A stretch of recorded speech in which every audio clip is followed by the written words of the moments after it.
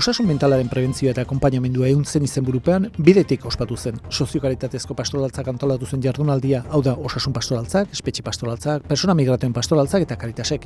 Voluntarioi osasun mentalaren mapa ulergarri eta praktikoa eskaini zitzaien, hau da sare publikoak, familiek eta komunitateek egiten duten lana. Manu Zunidesek erronka bat jarri dio munduari, bakea. Deklaratu gerra goseari leloak garapena azpimarratzen du bakerako bide gisa. Bakea gerrarik gabeko mundua baino askoz gehiago da. Benetako bakea nola eraikitzen da? Lankidetzarekin, tolerantziarekin, aniztasunarekiko errespetuarekin, elkartasunarekin, askatasunarekin eta planetaren zaintzarekin.